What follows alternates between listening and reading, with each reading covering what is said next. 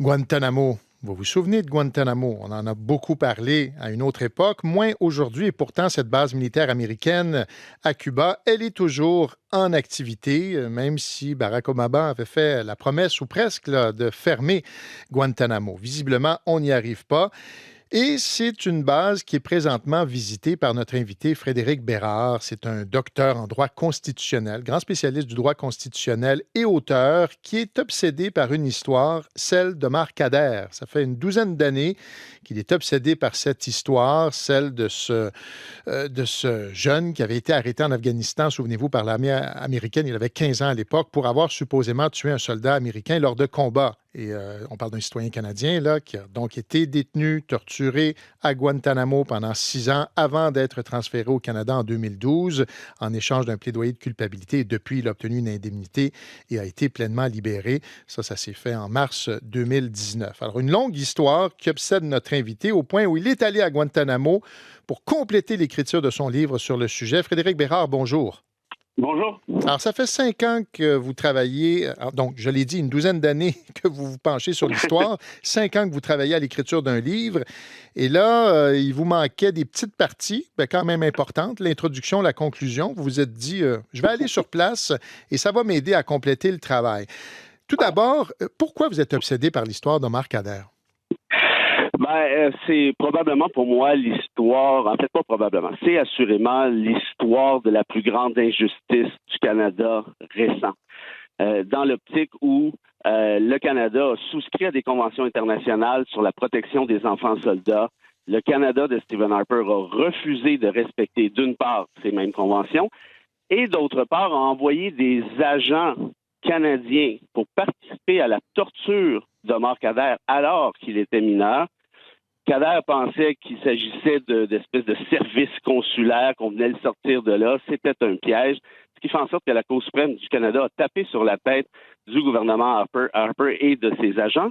Et ça, c'est juste l'aspect, disons, légal de la chose. Mais la vérité est encore plus importante que ça dans l'optique où s'il avait l'obligation de rapatrier Khadr, Harper a refusé de le faire pour des raisons de wedge politics, Patrick, c'est-à-dire la stratégie de division de l'électorat en disant moi je suis contre le terrorisme, vous comprenez bien, c'est pas vrai que je vais rapatrier un gars comme ça, alors qu'il avait d'une part cette obligation en matière sur le plan du droit international, de un, et de deux, ceci a forcé Washington à le garder beaucoup plus longtemps que prévu. J'ai sorti une espèce de petite confidence où Hillary Clinton a déjà dit à l'avocat d'Omar Khadr, Maître ennemi, on veut bien vous le retourner, nous, votre client.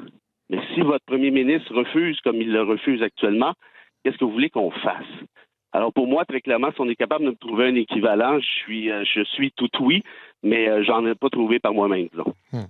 On l'entend, Frédéric, vous connaissez très bien le sujet, vous maîtrisez en fait le sujet. D'ailleurs, je le soulignais, votre livre est écrit.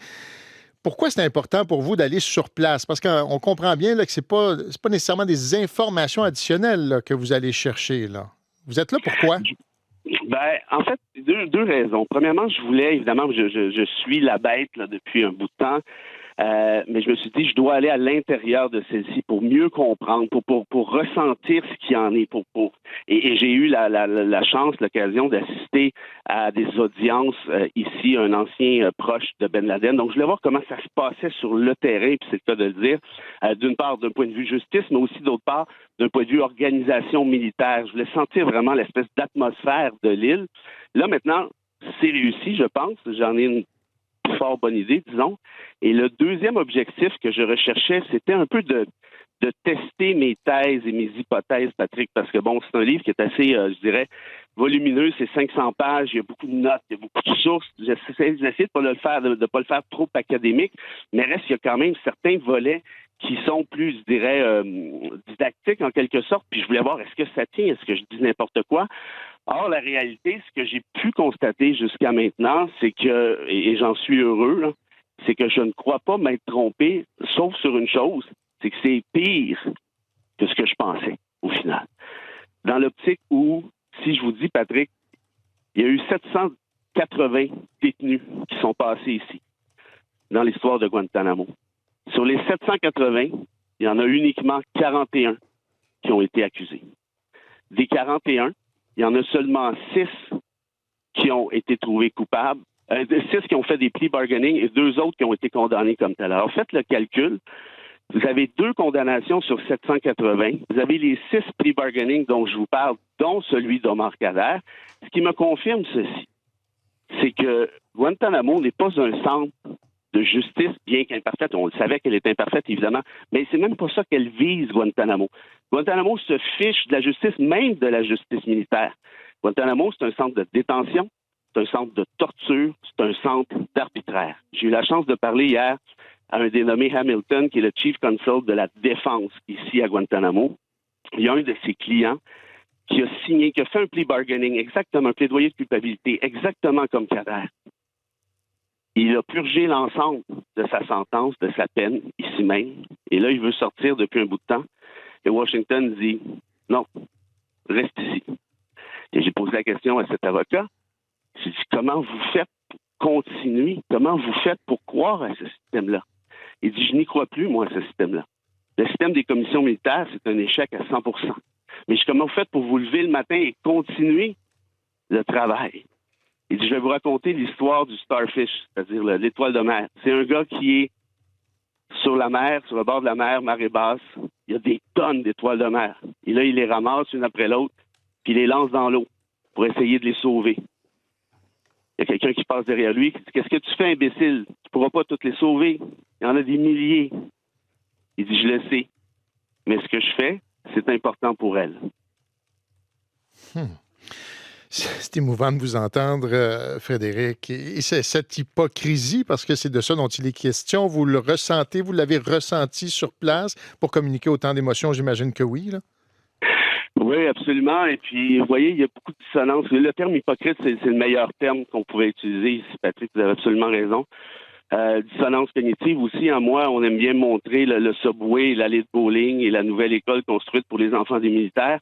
Mais il y a de ça 1h30, j'étais en train de tourner un petit reportage au camp X-Ray, qui est le premier camp de torture, de détention et de torture, qui a été construit en 4 jours à peine quand George Bush a décrété que ça allait se passer à Guantanamo. On a piqué du bois dans des terrains de baseball, ça vous donne une idée. On a mis des barbelés. Et j'étais là tout à l'heure, j'ai filmé. Et je vous dirais que on est dans le fin fond d'un champ de vaches. Et je ne peux croire que des humains aussi détestables puissent-ils être dans certains cas, puissent vivre dans des conditions semblables. Au point où Washington a voulu jeter par terre le camp en question, la défense est objectée, elle a obtenu une injonction de la Cour pour justement conserver les preuves de torture.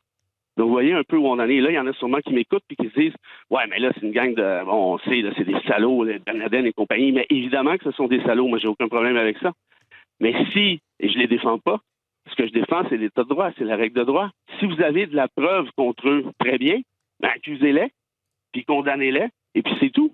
Mais la réalité, c'est que, vous voyez, le gars dont je suis allé voir l'enquête préliminaire lundi et mardi, ben ce gars-là, il est ici depuis 2007.